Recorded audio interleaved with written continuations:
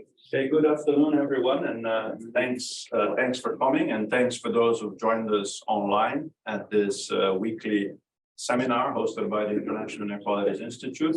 My name is Ferreira. I work at the International Inequalities Institute.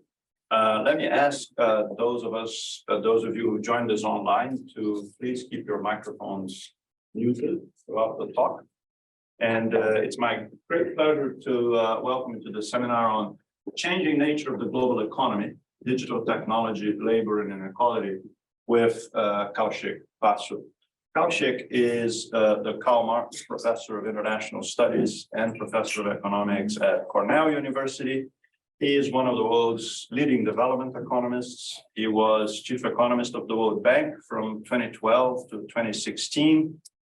He is a former president of the International Economic Association and a former chief economic advisor to the government of India. So great pleasure to have you today, Kaushik. Over to you.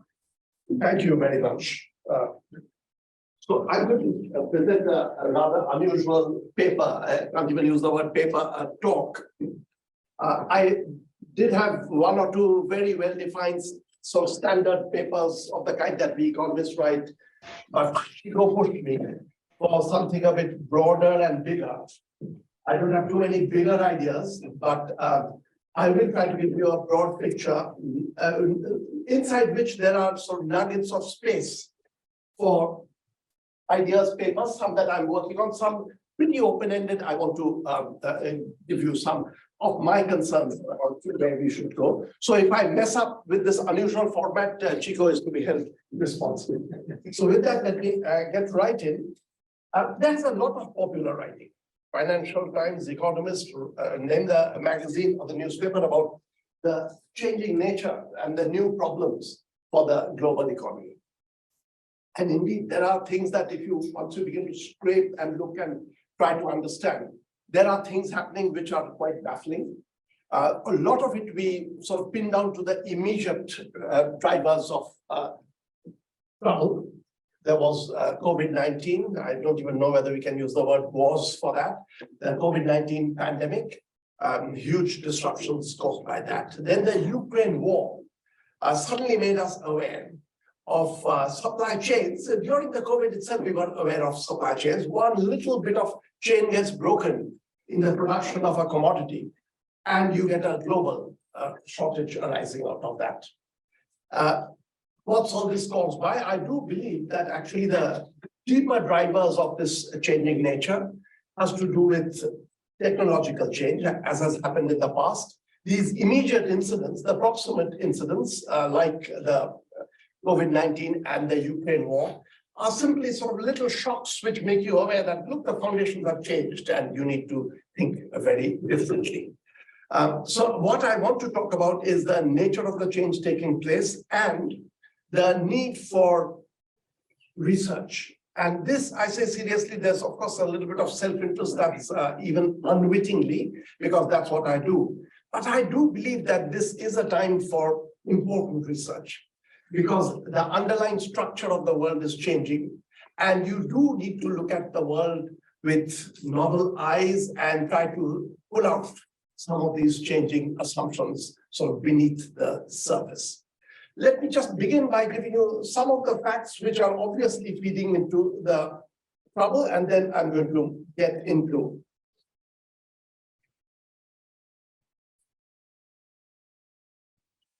Yeah. So let me tell you what all I plan to cover. I've got a little bit of a PowerPoint on something which is not directly concerned with what I'm talking about, but to do with the European Union and the sovereign debt crisis. Where I just wanted to illustrate to you how some of these new ways of looking at problems, you do not need a professional economist training. A lot of it is really just staring at the details of the world that is happening around you and then trying to elicit information. If I have time, I'm going to go into that, but otherwise I'm going to skip over that.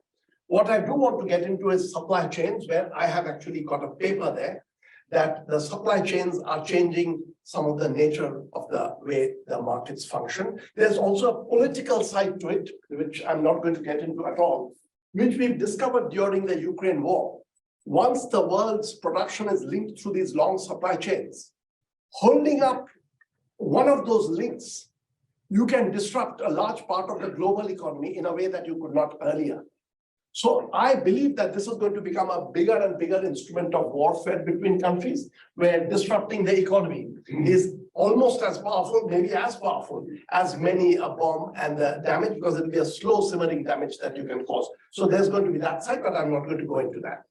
The other thing that I want to look at is where, again, these are areas where I've done little bits of sort of specific work, is the digital platform for buying and selling, how it's changing the way we need to think about industrial organization, market structure. So that's another little nugget. And I want to close, again, depending on the time, with discussion about the changing nature of labor.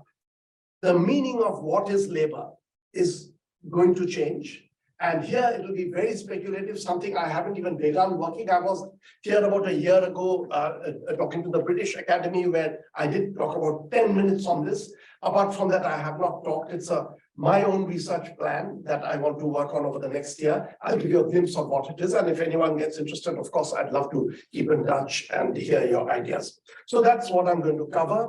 This is just a quick picture. There are people who have worked on this.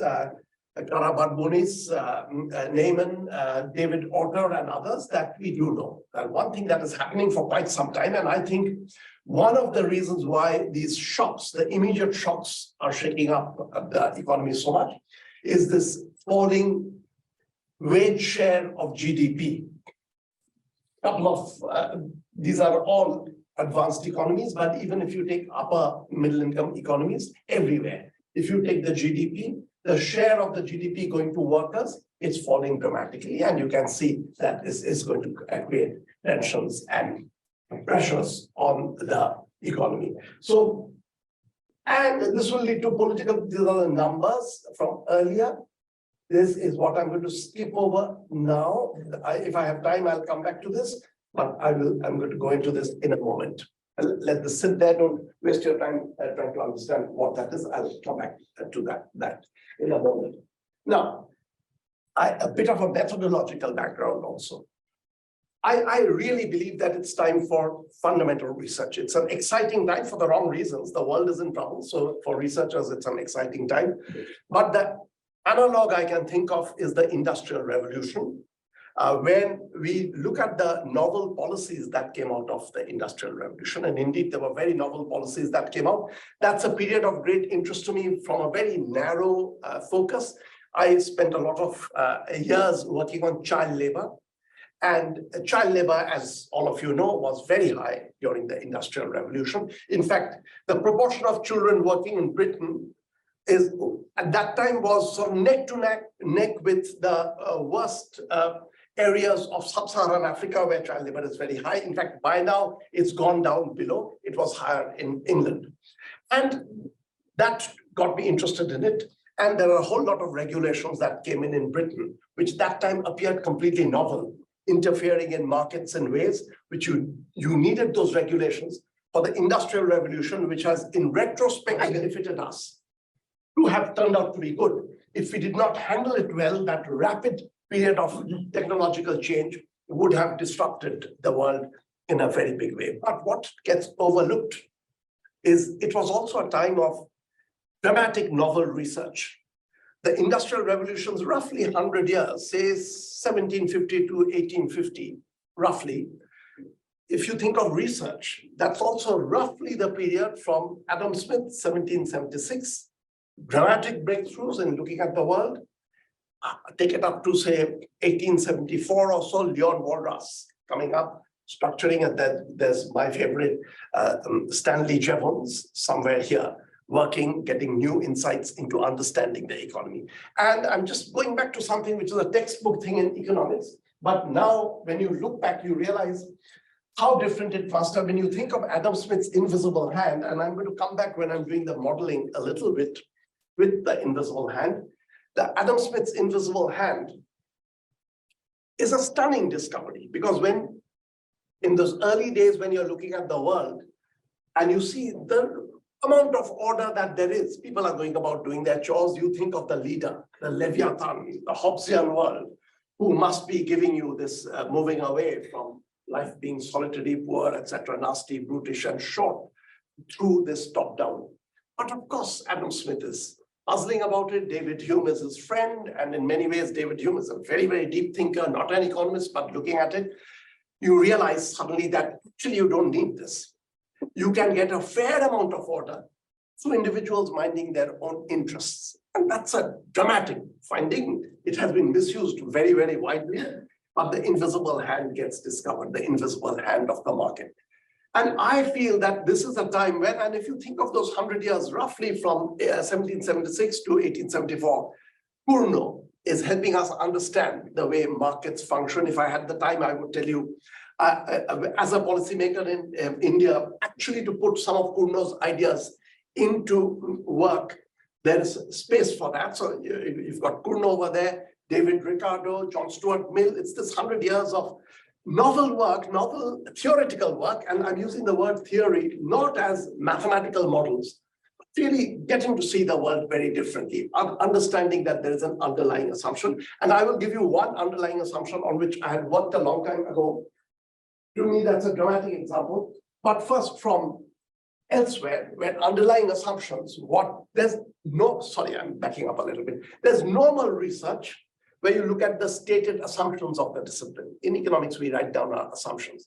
You collect data, check whether the assumption is correct or not. That's normal economics. What would be fundamental economics is looking for assumptions which are so embedded in the discipline that very often even economists are not aware of. And this, if you look at other disciplines, you realize that it is possible to have assumptions, which in fact, after some time, we economists go into denial that that assumption is there. We don't like those unknown assumptions. But the most stark example of that is from geometry. Euclid, doing Euclidean geometry, decided to write it up all in axioms and theorems as clearly as possible. Every assumption is written explicitly. There was at least one assumption that Euclid made. Euclid never wrote that down as an axiom. That the whole thing is being done on a plane and not on a sphere like the Earth. So strictly speaking, Euclidean geometry does not apply to the sphere of the Earth. In the early days, that made no difference because we would be working over using these methods to build things, do things over small areas. And on a big sphere, a small segment is pretty much like a flat segment. But thank goodness, we discovered that there was a hidden assumption and you need to do the algebra of Euclid differently before fast travel around the world developed. Because if you were flying planes and doing your calculations for a flat Earth, you would be having accidents caused by that because you're doing your calculations wrong. We discovered that hidden assumption, and which is also a reminder of the kind of thing I'm urging. The first people who discovered Euclid's hidden assumption that he was not aware of, they were not mathematicians, at least not full-time mathematicians. These were outsiders, lawyers, poets. Omar Khayyam got a sense of that there was an assumption being used by Euclid. And so I feel it's a similar time, and I'll give one such assumption about which there's nothing much I can do just now, but it heartens me to see that economists, recently there's been work by Richter and Rubinstein, economists are beginning to pay attention to some of these implicit assumptions in the discipline. And we need to unearth them. I'll give you an example, not that I'm going to take it any further. If you look at trade and exchange, when do people do trade and exchange, and when will trade and exchange lead to Adam Smith's theorem? Will individual rationality will lead to optimality? When will the equilibrium exist? The guru, or rather the gurus of this field, are Kenneth Arrow and Gerard Debreu. And Debreu tried to do for economics what Euclid did for geometry, write it all down in axioms and then derive all the theorems. And we know the conditions under which the invisible hand will hold. When will trade take place? You need diminishing marginal returns, you need transitivity of preference. I'm using these things loosely. You need those explicit assumptions. All of those explicit assumptions have been challenged, contested, data collected, some changed, and you get a modified theory. But Ken Arrow, in a chatty essay, and I think he's one of the deepest thinkers, it's not surprising that Arrow, who's one of the founders of this world, was the person who had a sense that there are assumptions beyond what they have written down explicitly as axioms. And in a paper called, it's a chatty, not even a paper, a chatty piece called A Cautious Case for Socialism. And Ken Arrow was misusing the word socialism. It's a sort of social democracy is what he's writing about. Ken Arrow points out that, all these theorems about general equilibrium, the market economy would not function for minutes, he said, unless we had certain basic values, norms, etc., already in place. But we don't write that down. And I'll give you one explicit case like this. For general equilibrium systems to work, we now know the axioms needed. As I said, transitivity, concave production function, we write all these down. And then trade will take place. But one thing that we do need for trade, as soon as it gets a bit complicated, is to be able to talk. I want to sell you this much milk. How much cheese, how much bread will you give me? We need conversation. But in no model of economics among the axioms, do you write down one axiom called can talk? It's never written down, it's taken for granted. But when conversation, communication begins to change as it is changing, that assumption might become an assumption that you need to look at. Our communication, the way sentences are conveying to someone else, is beginning to change. And this is just one example. I can give you other examples, and I have written chit-chattily, given that I live in India and United States, I do see norms differences. And without being judgmental about which is a good norm or a bad norm, and I genuinely believe these are not matters you are judgmental about. You do know some norms work better for the economy, other norms don't work well for the economy. And you become aware, and we never write these down. So this is the sort of big agenda. I'm going to give you glimpses and no more than that, because I feel the research agenda is a big one. I'll give you glimpses of how the changing structure of the world is making us, forcing us to look at models differently. And I want to give you one example. This is supply chains and what are supply chains doing. Let me try to explain with an example. Take any product, cars, electric vehicles being produced. Let's say cars. In the traditional Cornell model, 1838, Cornell's writing as the model. People would hardly take any attention, pay any attention to Cornell till for about 50 years. In fact, a book review of Cornell appears in 1883. The Cornell's book is in 1838, book review in 1883 by Batra. It's an astonishing gap before the review comes out. Very important review. How Cornell modeling the world is that you think of there being end producers of cars, each one producing a car, and then they are on the market, they decide how much to produce, that fixes the price of the car, and then you can do nothing about the other person's production. There's no collusion to start with in the Cornell model. You can decide whether to produce a little bit more or a little bit less. You do it with your own interest in mind. Everyone does that. And the equilibrium you get is a Cornell equilibrium. A Cornell equilibrium actually is a Nash equilibrium. It's a part of modern game theory. Cornell did it for a specific context. Nash did it generally, but it's the same idea. Cornell, amazing thinker, had stumbled upon. Think of now the supply chain industry and how this is beginning to change. Here, this is an example where it's easy to work out, but I feel like full of this, and I'm just urging you to look at the car industry. When there are 100 producers of cars now, increasingly, and Cornell created an extreme model, and I'm going to create an extreme model for you. Increasingly, the 100 producers of cars are not 100 producers of the full car. There is someone who's producing the batteries, someone who's producing the nickel that you need for batteries. Indonesia right now is trying to capture that. The nickel battery industry will be the Indonesian industry. Someone tries to assemble all this together. South Korea is very interested in doing that. So different parts of the cars being produced by different players. So now take it over to the other extreme, that there are 100 producers of cars, but these are not 100 producers of the full car, but someone produces the wheels, someone produces the battery, someone produces, I don't know enough of the parts of cars, so don't want me to say this for too long, different parts of the cars. And then someone does the assembly of the cars and the car comes out, 100 producers. Now, interestingly, as you should immediately sense, that in the Cornell model, when one producer shuts down, there are 100 producers, one producer shuts down, 1/100th of the production drops. Price will rise, there's a bit of a chaos from that, 100 production has gone down. But now in a supply chain linked industry, if one producer stops, the industry comes to a halt. It's a very different structure in this industry.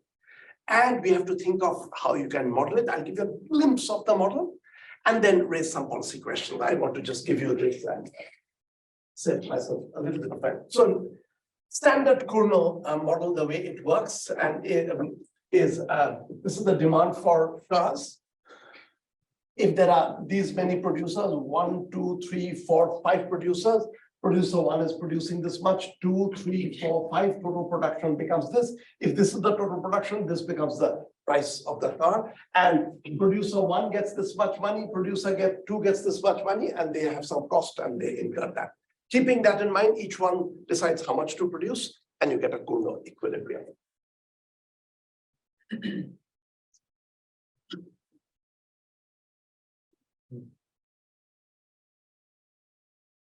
Now, the way this is going to work just a pictorially, and I'm going to give you most of this pictorially. Someone produces all the wheels, and this is the cost of producing wheels, the price of producing wheels. Someone produces all the batteries, the cost of producing batteries. The price of the car adds up to all this, and this is the amount that you're able to sell. This is, I call it a vertically serrated industry, where it's the other way around that it's taking place.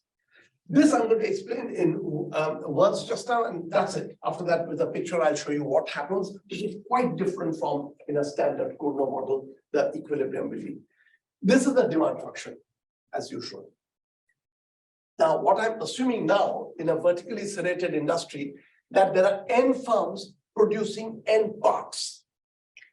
So the n firms are not producing, each one producing cars, but each one producing a part of the car. And together, the n parts gives you a car. And this is the cost of producing your part is a function of n. I could have put a subscript over there to make it more realistic, but cost of producing the car depends on how serrated it is. If you're just producing a tiny bit of it, the cost goes down. But the total cost of producing a car is Cn is the cost of producing part. If there are n parts, each part, total number of parts, this is the total price of producing a car. This is the great advantage that you get. As the number of parts increases, the car is broken up into smaller and smaller parts. One part produced in China, one part being produced in Singapore, one part being produced in Brazil. Larger and larger, you get economies of scale, and the total cost of production goes down as it goes up. You're becoming more efficient at this industry. The surprise that you get with this model is it's very easy, and if one day, if Chico now gives you an additional hour, I can derive it for you, but I won't do that. And I'll show you with a picture of what happens. This comes as a bit of a surprise. Surprise, if you've done industrial organization, it won't be too much of a surprise. You'll get it very soon. If this is the standard demand curve for cars, we know what a monopoly looks, and this is the marginal cost of production. And I'll hold the cost of production constant for simplicity. Even when there are many firms producing parts of it, the cost of producing a car is the same. You can add complication by saying, as there are more and more producers specializing, the cost goes down. That complication I'm not bringing in. Do stop me with short questions, clarifications if you're not clear. So this is the cost of producing each car, marginal cost. This is the demand curve. Standard monopoly solution is somewhere halfway. If it's a straight line thing, it'll be halfway. That's the monopoly solution. The monopolist will charge this price, produce this much. Bring in two Cornell duopolists who are, I'm producing half the segment of the market, she's producing half the segment of the market, all the automobiles are being produced, half by her, half by me, and we decide how much to produce. Cornell equilibrium will take you towards a greater production, and the price will come down. The price comes down, the quantity produced goes up. And if from Cornell duopoly, you go to Cornell triopoly, you'll produce even more, price will go down. Quadruply, I'm creating terms now, you'll go down even further. And as the number of firms increases, we do know that the Kurno oligopoly converges to the competitive equilibrium. Very, very efficient. It goes there. Work now with a vertically serrated industry. Use the same equilibrium notion of Kurno, and then work it out. The equilibrium will take you in the other direction. As it becomes more efficient, over in the picture, I'm not showing the greater efficiency. Efficiency means this goes down. The producers are going to price it higher. That's where the duopoly, but not a Kurno duopoly, but producing two parts, one producing the front half of the car, the other one producing the back half of the car. If they compete in the Kurno fashion, Nash equilibrium, the equilibrium moves there. The consumers begin to get hurt. Yeah, Chico. To what extent does this, I'm sure it does to some extent, but to what extent does it depend on assuming sort of constant returns to scale? So suppose there's any little bit of concavity, then if the market is big enough, there'll be two people producing nickel, two people producing batteries, and so on and so forth, right? So here there's a huge sort of monopoly hold-up power. How does that weaken as you get that? I don't know, but the question is a clear question. So let me give a bit of a speculative answer. I think your guess is probably right. It's going to go in the direction countering some of this. But here's the thing, that if for each part you have multiple producers, what will that do? Will that weaken the result? And my hunch is it will. But here is what I feel we are going towards, and that's why I said I'm making a polar assumption, that as you get better and with the digital platform, I'll come to that just now. As you produce more and more, your efficiency increases. You're just very good at it. The scope for there being many begins to go down. So I feel that's what's going to happen, that you will become so good at it. And as soon as if you're producing half each, you're not as efficient. So there's competition about who gets into that space. But once someone gets it, you become a super efficient producer. But the algebraic intuition that you just gave will probably be right. And it will be interesting to work out with multiple producers of each component, what will the equilibrium look like? And as those numbers change, maybe you will converge to the result I have over here. I'm just speculating. Yeah. Okay. Now, if this happens, you will have to, and this is probably happening, you'll have to think of new kinds of regulations. But I want to give you one more concrete example, which I'll give you virtually verbally. Yeah.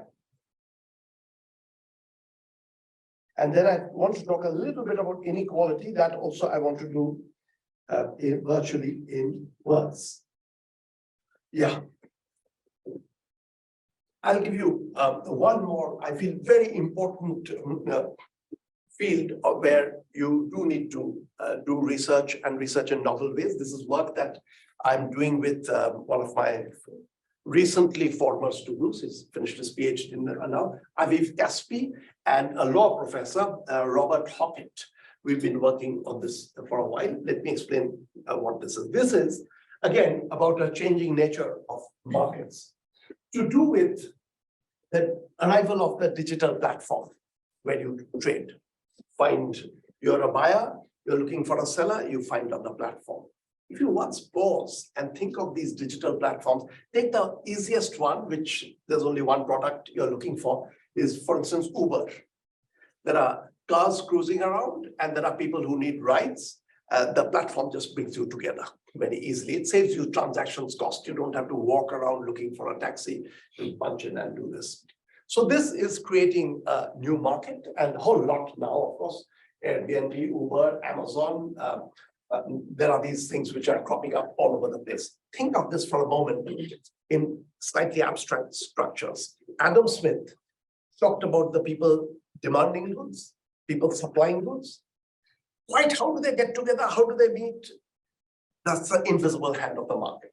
Not modeled, it's left. And we write down demand curve, supply curve, assume that they will meet, and we do our modeling from that. Walras, talking about general equilibrium systems. There are people who want to buy products, people who want to sell. Who really finally sets the price and brings them together?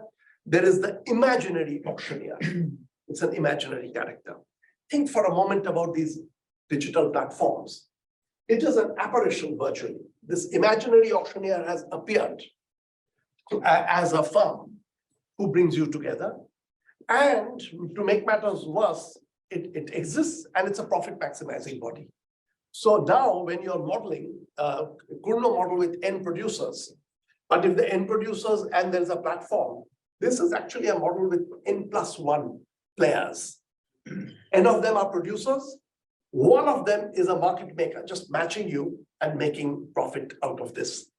It's going to change things in quite an interesting way and has huge implications for policy management of inequality. In the United States, there's a lot of active writing going on this. There's Lena Khan, who's now in the administration, has been writing and writing very well on this. But I feel there's a little bit of barking up the wrong tree in stressing the need for conventional laws to be made harder and more active. Let me just verbally tell you what the result is here. I think I can convey the central idea of it. Let's do it with Uber. Uber comes into existence right in the beginning. And this is the route. I think all of these real mega platforms, especially the real mega ones like Amazon, will go. Uber comes into existence. Uber is what's Uber doing? Uber is going to help people looking for rides and those who have cars and want to give rides, bring them together. So Uber is going to charge an overhead. Who it's based on, whether the buyer or the seller, in the end, we are both paying a part of the price for avoiding the search cost. I'm paying a little bit more than what I would if I went out looking for a taxi. It saves me the search. So Uber is able to charge a little bit more from the consumer, pay the taxi driver a little bit less, but tells the taxi driver, car driver, but tells them that you don't have to spend a moment, virtually a moment, looking. You just click in and you'll get immediately. And we are willing to do that. So Uber slices off a little bit. Now think of if Uber becomes bigger and bigger, so that virtually all cars have vanished. There are few. London has 20 regular taxis who cruise about, and there are 20 people who don't use Uber. They look for a ride. Can you see that their search cost now is going to be astronomically high? Because there are very few. In a world where there are lots of taxis, lots of people searching, transactions cost is there, but it's easy, you'll find. As the platform becomes bigger and absorbs more and more of the market, to be left outside is going to be very costly because finding your trader is going to be very difficult. So what will we call this? The maroon theorem, that once you're marooned, the platform can afford to charge a massive gap between the buyer and the seller, because when there are virtually no buyers on the market and no sellers on the market cruising around, you can make the gap very big and pocket it all, because this is a platform that everyone has to use. This is again very easy to write it down and prove that actually this gap is going to get larger, and when you've virtually swallowed the market, it's going to be huge. And so once you begin to model this by bringing the platform itself as a player, profit maximizing agent, Walras's auctioneer is now a profit maximizing agent, and it's an N+1 player game. You can do all that very formally. It's very easy analysis. One classroom, I would be able to convey that. You do get this result. Policy matters now. We do know that all this is causing huge amounts of inequality, rise in inequality, these platforms. And at one level, it is very, very exploitative that the gap between what the buyer and the seller get is going to be bigger and bigger, being pocketed by this platform. What do you do about it? A lot of the writings, at least in the United States, points to, and I don't quite know the institutional details, that Europe does much more in promoting competition. United States does not do enough. Maybe some truth to that. But my point is, industries where the fundamental strength of the industry happens to be the economy of scale, that it's large. If you have 200 Uber firms, Uber 1, Uber 2, Uber 3, half the benefit is gone. You're getting onto each one, checking what the price is, getting onto another one, checking what the price is. Advantage of Uber is it's one platform, you're getting it all together. Advantage of Amazon is you're getting it all together. Yes. Two with Bertrand competition. Yeah. To Uber and Lyft with Bertrand competition rather than Cornell. Yeah, very good question. If you can make them go for a Bertrand competition, here is a problem that arises, which is there in the early work of Dixit. You're right. Once you've established yourself, If you play Batra competition, the prices tumble down to a very low level. So if you can somehow make them play the game the Batra style, you'll get it. But here's the problem. Typically, when you set these up, you incur huge fixed costs. So if you know that after you get in, you're going to get into a Batra competition, you are not going to come in the first place. Your entry point, you will decide that, well, once you've incurred the fixed cost is fixed cost. Then we will play the Batra game and the price will come down. I will end up a big loser. And we do know this from Amazon for the first 7 years was making mega losses. But ultimate aim is you will get in. So once you know that in the end you're going to play the Batra game, you won't have multiple entries taking place anymore because you will try to calculate, or there'll be disastrous mistakes. 3, 4 come in, mega losses. With 2, 3 of them, they'll go out. So that's what will happen. But your intuition is again right. Batra in itself would change the result. Yeah. How does this approach compare to, for example, in labor using a kind of O-ring production function where we know, one player holds up, you get paid a lot more. You can make the analogy to Uber there. So it is very similar. If you're talking about Michael Kramer's O-ring structure. So the O-ring production function, there what he does in you probably remember it's with the Challenger disaster that Michael Kramer built that model following the Challenger disaster. There he's taking a production, a good being produced, where there are these little components and one backfiring is going to cause that. So that part of the structure is very similar in the supply chain, not in this, by the way, in the previous one, in the supply chain. In this total amount of production, it's like these little hinges. One goes and the whole thing crashes. And so that part is the same, but that's it. Over here, I'm not actually using that O-ring structure is not being used here. With O-ring and antitrust, I'll have to do a little bit of deeper thinking as to if the market is an O-ring market, what do you do with antitrust? I'll have to come back to that. By the way, I'm talking of antitrust, again, I should clarify. There's this recognition, antitrust law, as you probably know, United States is the pioneer of that. Starts with the Sherman Act in 1890. Sherman Act is, when it's being drafted, though it's 1890, our models are already there. There is no reference to any formal economics. It is basically activists interested in consumer welfare who are drafting it.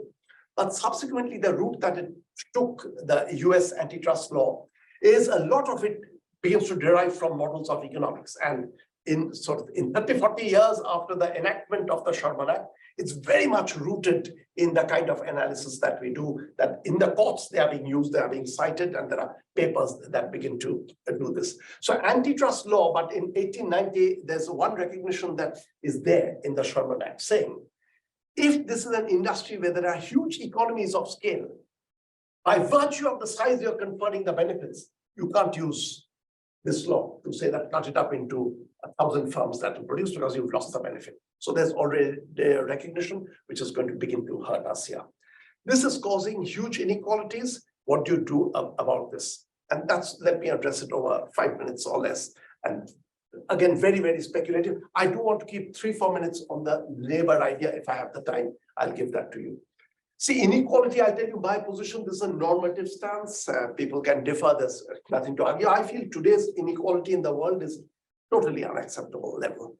And I do feel that there will come a time if we manage to get rid of this level of inequality, when we will look back and we'll be ashamed that we sat back and tolerated. This is the way we feel ashamed about times of slavery, worst forms of caste practices. You feel, how did our ancestors indulge in this? I feel there will be that feeling. If you look at the inequality, absolutely shocking. And people are also pointing out that in today's digital world, inequality also translates into forms of influence, which damages the functioning of democracy. I mean, Elon Musk is the name that comes up most, but it's begun to happen for quite some time, that democracy is being damaged. What do you do about this inequality? In our paper with Aviv Caspi and Bob Hockett, it's 2, 3 paragraphs we are speculating that with the biggest digital platforms, say there's one platform you have to get on to survive in the economy. Amazon has taken over all trade. So to perform trade, you have to get onto Amazon. What do you do? Cutting up Amazon into 500 firms will not do. You can use regulation, try to keep prices down, but we are going a step further towards that regulation. Number one thing that you can do for these is, okay, your firm earns mega profits. but you have a dispersed shareholding law that after the first 10 years, your company has to have very widely dispersed shareholding.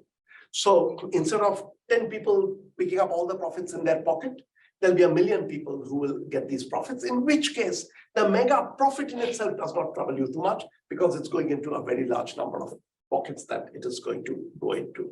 So that is one kind of regulation that you can think of, but there's another one. When you have a platform or an industry which everyone has to enter to survive in the economy, you have to think of more radical policies. The best example of this is central banks. You know, when Bank of England is being formed in 1694, it's a profit-making body. There are 1,200 shareholders who are making profit out of this enterprise. When the Reserve Bank of India was formed in 1935, it's a profit-making body. The group of people create the money that people use, and you're earning dividends and making profit. It was realized in Britain, and in India, it's already into modern times. It was within 10 years or so, this is being debated. Can you allow an industry which is basically to survive in the modern world, you have to be a part of this. You have to get onto the Uber platform to trade and survive. Money is like that. The creator of the money, can this be a profit-making body? Because you can't survive. You're completely marooned, to use the term. If you're outside of this, you can't survive.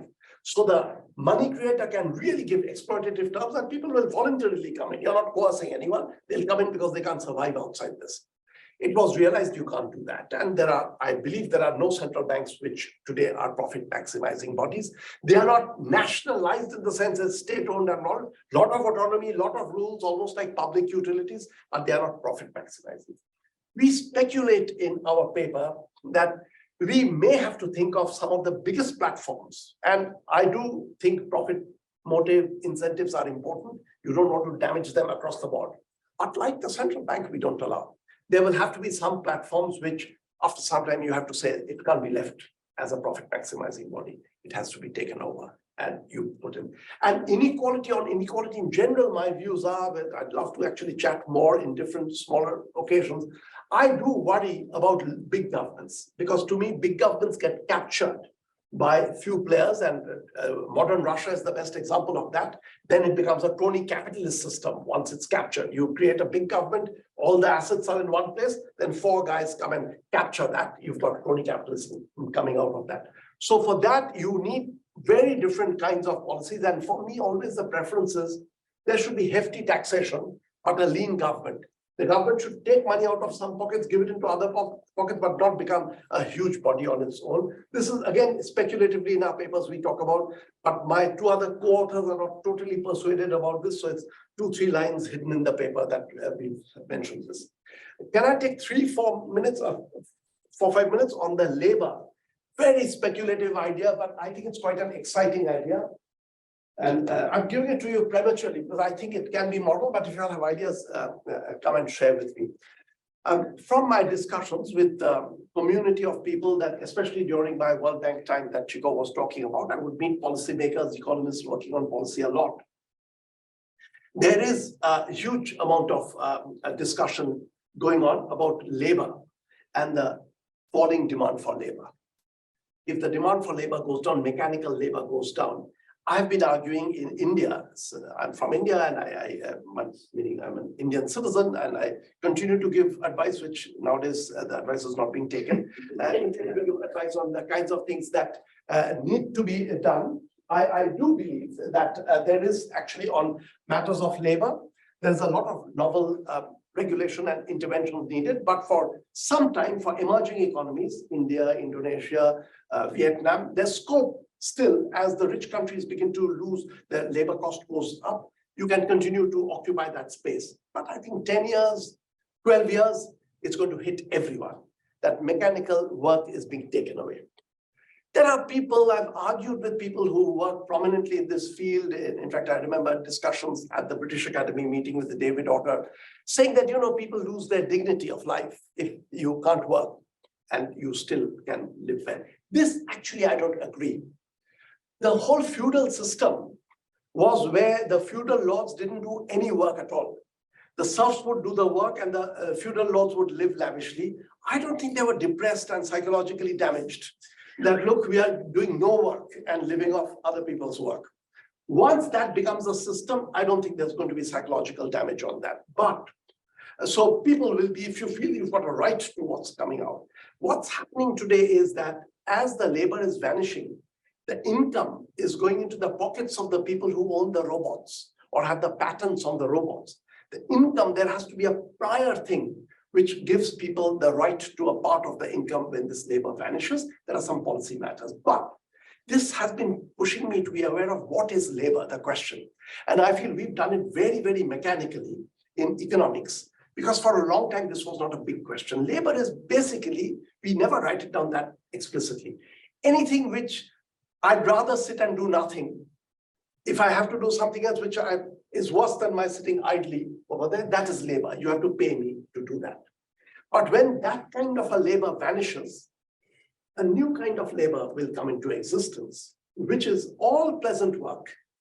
But they'll keep flipping which one is labor, which one is leisure. Will keep flipping depending on the prices, because all the mechanical work has been taken over. Robots are doing it. But still there'll be labor defined very differently. And the example, historic example of this is Socrates used to enjoy teaching so much that it is believed, I think Xenophon writes somewhere, that Socrates would be willing to pay people to come and sit and listen to him. So the labor would be to listening to Socrates is labor. Socrates pays you, you sit quietly and listen to Socrates. Quite the contrary of what happens today. When you lecture, you typically get paid for the lecture. People who are listening are paying, but it can flip over. No, their parents are paying. The parents are paying, so that's what's removed there. There are other activities you can think of where music, I mean, playing the piano gives you pleasure, listening gives you pleasure. Which side becomes labor will depend on the price structure and the amount. You may do some part of it as leisure, then it switches over as labor when you're doing more than that. Art is a very good example. I mean, Vincent van Gogh getting paid nothing for what he does. For him, if the pleasure is so great, he's living in poverty doing that. Picasso would have probably have continued to do exactly that without being paid, but got paid mega amounts for what he was doing. So I feel we need to do the modeling of labor. Interestingly, start with human 24 hours being split up into n activities. And each of these activities give you a certain amount of pleasure. And in a general equilibrium system, depending on the prices, same activity will switch over from the side of labor to leisure, leisure to labor, depending on the price changes that is taking place. This is a very broad idea that I have. I've done little bits of scribbling, but literally 2-3 pages of scribbling on this. But I somehow keep feeling that re-understanding labor and trying to write down the theoretical foundations of what is labor and how does the equilibrium happen in the labor market is going to be a very important area of investigation as mechanical labor, what we describe as conventional labor, gets taken away from us. But there is the policy side that all the income can't go to the people who own the rights and own the machines. You have to have, it is basically different forms of profit sharing. Is you have an equity that people have a right to. This is the direction in which we should go. Let me stop with that. Thank you.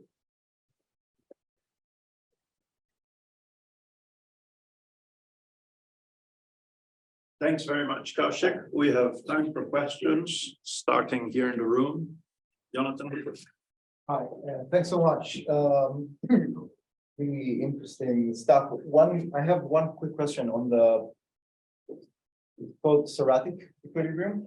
Serrated, vertically serrated. Okay, yeah, serrated. Okay. Yeah, you don't call it anything. How can we think of what does competition actually looks like? So I think this was one thing that was slightly less intuitive to me, because let's say we have a competition between two kind of piles of producers, but it might not be those piles of producers. It can be just one layer in this pile is the same for the two competing producers, right?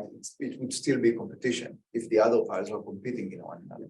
In other words, my point is that if one company in, let's say, Korea is making all the wheels and now something happens in Korea, still the assembly in Germany is done in many different companies, right? So this idea of competition that I mean, I'm curious to have more intuition of how you think of. So let me tell you, I did it with a very extreme case, and that was Chico's question about if there are multiple ones. The way I did it is, in some ways, it's a mixture of Batra and Curno style model. The formal model is someone is producing all the wheels, someone is producing all the gearboxes, and the variable that you're choosing is price. This is the price of my wheels. This is the price of gearboxes. That is what you're doing on each one of you. But there are not two producers producing gearboxes, one. That's the equilibrium that begins to move in the direction opposite to Curno, where the consumers are getting a rougher and rougher deal. As the industry is becoming more efficient, consumers are getting badly hit. I often don't know the answer. If you make it a bit more complex by bringing in multiple wheel producers and they are competing with each other, whenever it's a Batra style competition where you're fixing price, there is a problem that if there's any fixed cost and if you cut down your prices to the point where you're making no further profit, you will make a loss in retrospect. So a lot of the competition is going to take place at the point of entry. Like one reason why there isn't another Amazon is you have to realize Amazon has already got in. If I get in and try to overtake, I'll make a huge fixed cost to get in. Then it's going to be a rough competition, after which I may win, may not. So there may have been another one slightly better who's not going to come in now. But those are very open questions. I did it just for a very simple case, and this is the result I have. So there's work to be done on this. The other, so just a quick follow-up before Diwakar, just the other interesting thing about this, obviously, which I'm sure you've thought of, Kaushik, is that the returns to scale could be different along different floors of this serrated thing. So if there's one where the increasing returns are really huge, or you're the only one that produces lithium because you've got all the mines, then that guy will capture a lot. Right. So there's kind of different hold-up powers depending on the market structures in each of these. Absolutely. Absolutely. There will be that. I feel that's going to make it just a more complex result. Whereas if you have multiple producers in each, that could make a bigger difference to the whole exercise. Sorry, Diwakar. Thank you for your presentation. I wanted to sort of explore more the 3 minutes on labor that you discussed.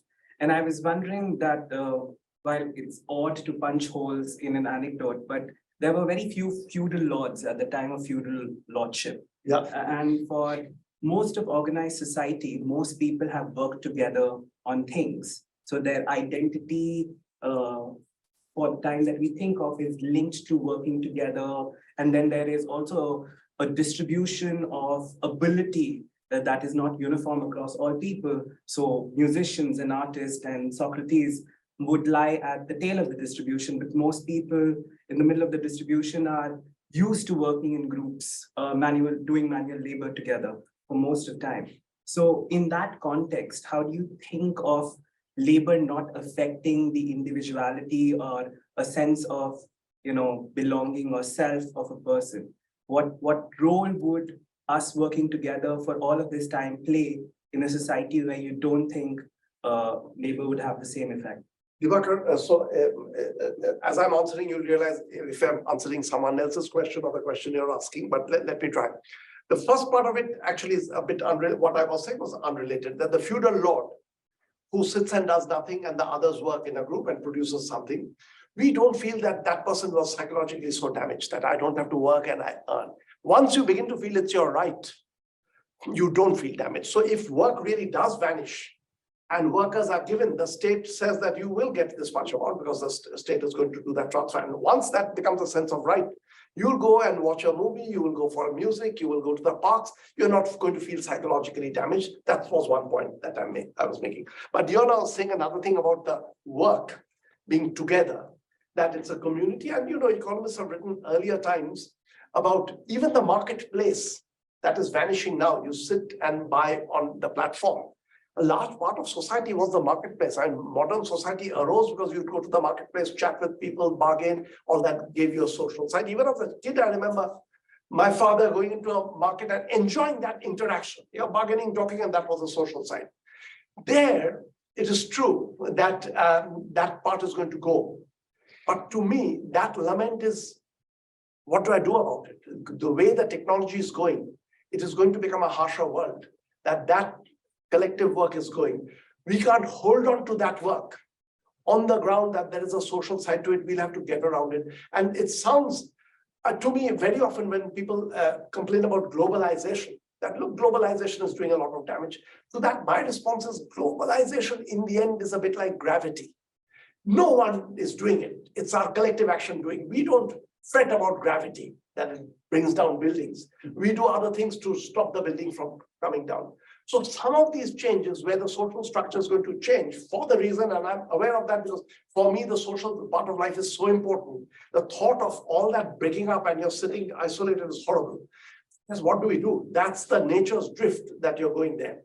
You can't resist that technology. I don't think, my speculation is we won't succeed to hold on to mechanical labor. We'll have to then think of organizing society to replace that with other things. And that's why, again, the analogy with the Industrial Revolution is interesting because, you know, now we think of the Industrial Revolution as something that conferred big benefits on us. Angus Patterson's data will tell you growth before Industrial Revolution was 0.3% per annum for the world GDP. After the Industrial Revolution, it was 2.1%, 7 times faster. And indeed, we are better off by the Industrial Revolution. But in the middle of it, with the writing that was coming out of Britain a lot, the sky is getting darkened and horrible and dreadful. We managed to work around it, create other institutions and come out. So I feel a lot of the changes in technology, some of them, nothing we can do. It's going to destroy the common landscape of work. Just holding on to that, forcing people to work together won't work. You'll have to think of very, very novel policies to get out of that. So now let's take maybe 2 or 3 questions in the last round. So we have Robert, then we'll go to you, and then you. Okay. A quick question, or at least quick to ask. And the question is, what is the momentum in favor of the dispersed shareholder rule? Because it seems to me that is potentially extremely important in terms of this income distribution problem that you're talking about. So can we group 3? Okay, Kaushik? okay. Yes. I have a quick question again regarding the labor bit. You said that ideally we'll get to a state where we'll have what the crypto libertarians call fully automated luxury communism. But won't certain types of work that are not pleasant to do always be more cheaper than automating them, such as care work, for instance? I would rather have a human being doing that than a refurbed secondhand robot. So wouldn't it further drive inequality instead of sort of this idea of a UBI or some sort of income distribution, which may not be equal across the world? And secondly, the idea of Socrates teaching students relied on a communal, like people coming together in small communities that wanted to listen to him, even if you wanted to pay for that. But more and more we're getting to a place where art is being created by computers, and soon teaching can also get automated and on demand.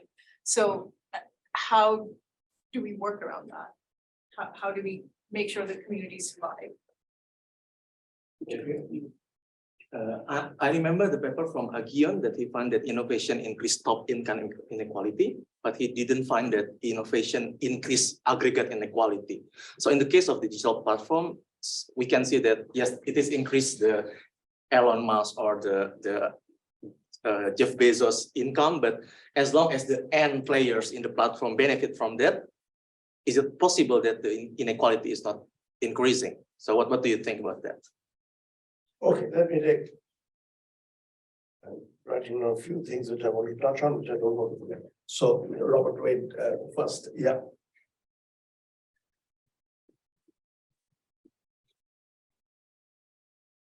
Yeah, dispersed the momentum on dispersed shareholding, very little.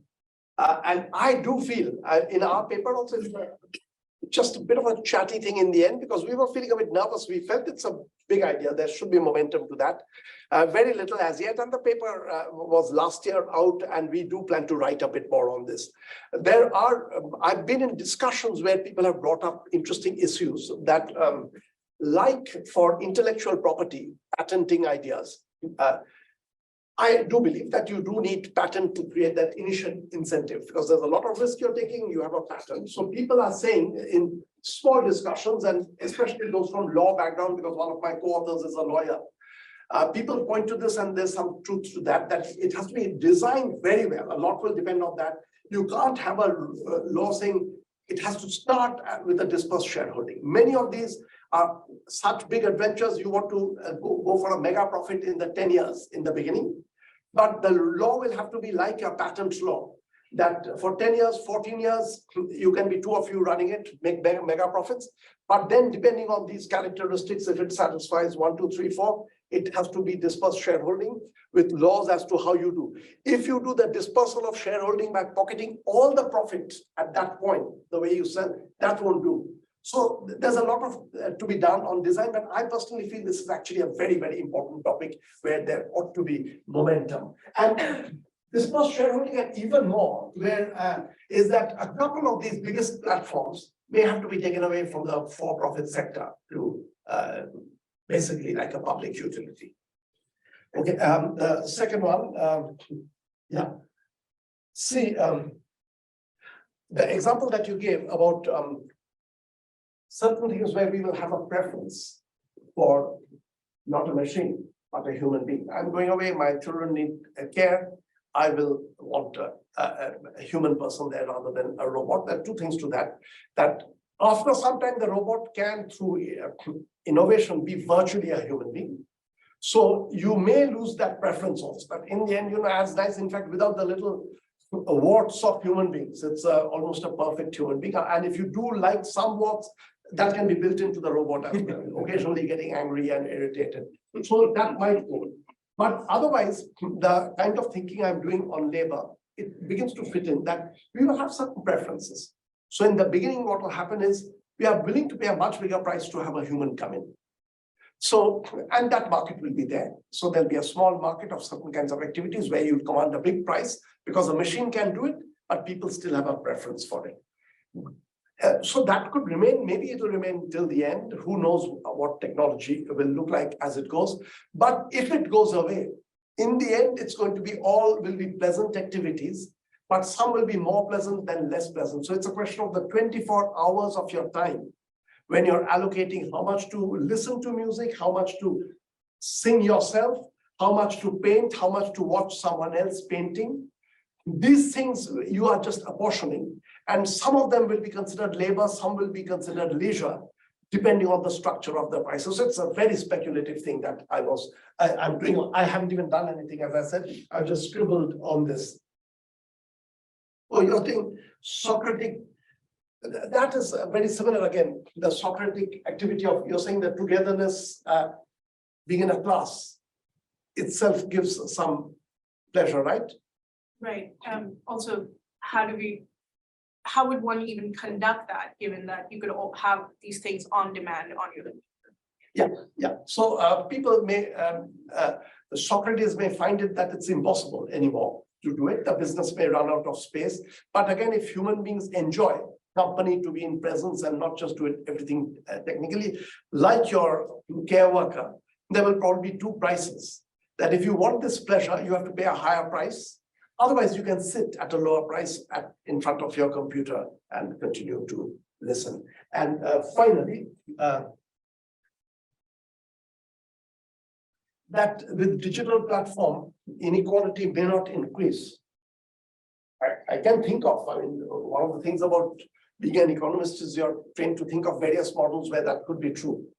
But typically, if it is a digital platform, that is virtually a monopoly for the market to function. Like you're creating money, which everyone needs to function. You're the Bank of England, you create money, everyone needs it. The chances are, if this is left to the private sector, you'll be super rich and people will be very, very poor just to get onto this platform to survive. And once, the Maroon theorem is important because initially, people may say, no, I'll indulge in barter. But as more and more people get onto this platform, there are bartering partners will vanish, and then the exploitation can get worse. So most of the logic suggests that this is going to get worse and worse. And the way I would really do it is not take a prior position that I'm going to kill some market on the ground that it could increase inequality. but have rules. You know, when I was a student in London years ago, there used to be debates, I remember, that there should be a gap from the richest person to the poorest person. There should be a limit to how big that gap can be. I'm in favor of that. Also, I'm in favor of even more than income, that the wealth, and even more than that, inheritance tax, because inheritance tax is creating an equality at the start of life. And the biggest inequalities in life are at the start of life. Some people are born shockingly poor, and some people shockingly rich. And that can't be because of preference for hard work or leisure. There's no time when you've just been born to show this preference. So I would sort of put in big caps on this. And it is like, you know, the income tax today looks like a natural thing. Any government has to have it. How big is questionable. In 1842, it appears for the first time, there would be occasional income tax for war and things like that. But first time properly happens in Britain in 1842. That time it's thought of as a terribly intrusive intervention from the state, taking away a part of my income. So I feel some of these regulatory changes that I'm talking about, which sound very radical, will feel much less once they get adopted, because it's a new world. Like the Industrial Revolution forced us to go for new policies. We have to go for new policies and we'll get used to them. Thank you very much, Kaushik. We could go on for a long time, but this has been great. Thank you all for coming.